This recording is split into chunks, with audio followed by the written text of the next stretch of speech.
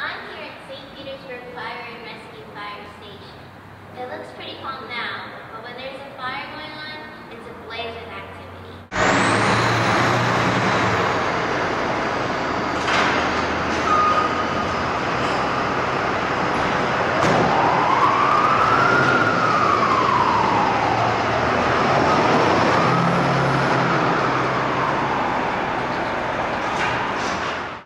We met with a St. Petersburg Fire and Rescue firefighter to talk about different kinds of fire extinguishers and how they work.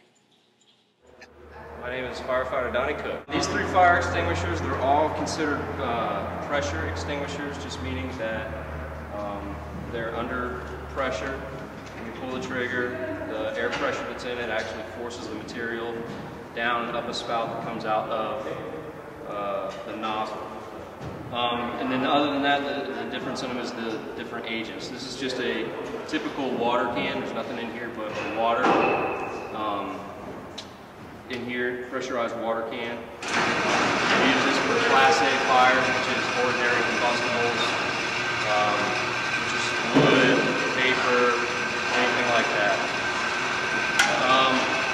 This here is a CO2 extinguisher. You can tell it by the cone that's on it.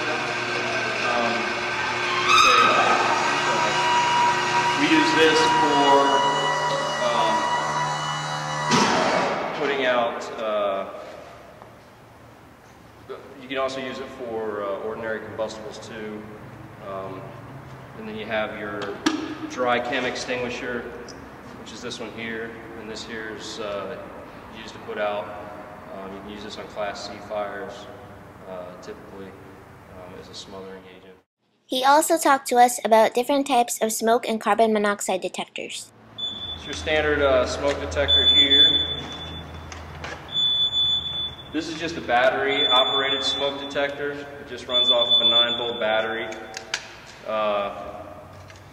And basically you replace the battery every 6 months. Whenever you change the clocks, you change your battery kind of thing.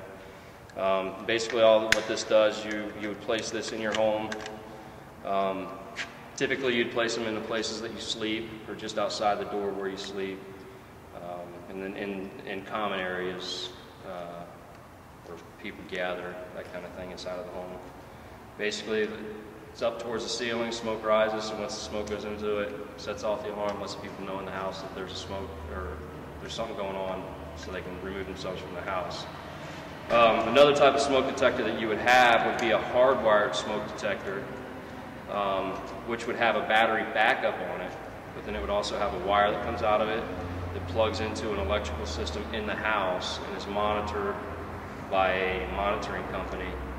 So what happens then is if the smoke detector goes off, not only does it make the beeping noise and alert the people that are in the home, it also sends a signal to a monitoring company for them to notify the fire department or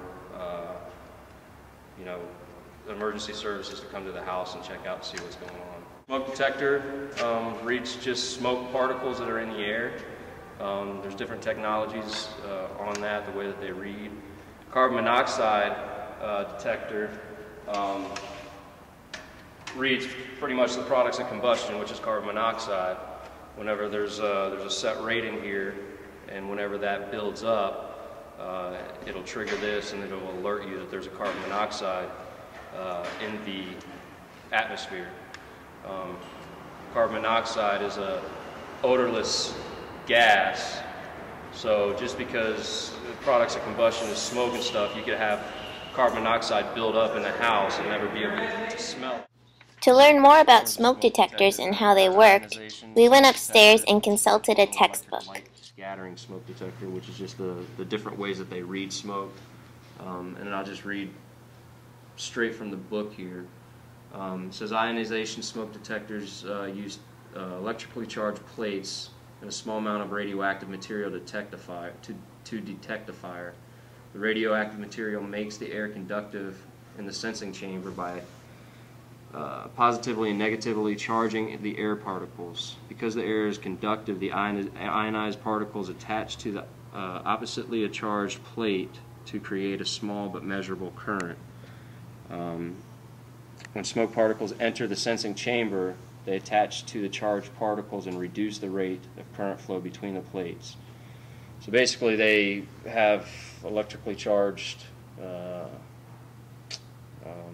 particles that are floating around in this thing, and it creates a current in it between two sensors that are in this thing. So if you had a positive and a negative here, and then you had all these positive and negatively charged particles that are floating around are creating a current between this. When smoke gets into the actual chamber, it attaches itself to these particles that are floating around and actually takes them out of the current flow. So once that detector notices a drop in the current that's flowing between the positive and negative charge, then it will drop, and then it will actually trigger the smoke detector and let you know that there's something going on. A photoelectric light scattering smoke detector,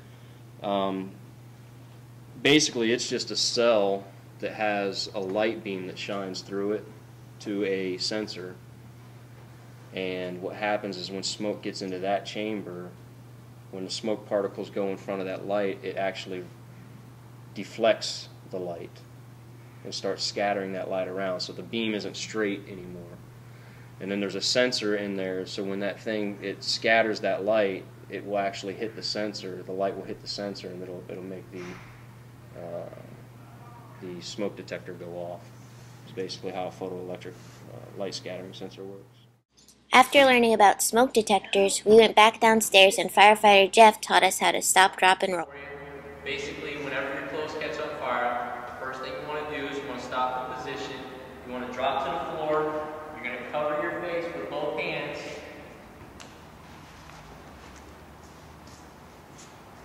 And you're going to roll back and forth over and over to smother the fire. Since firefighters do things ordinary people can't always do, we decided to hire testers to test the doability of stop, drop, and roll.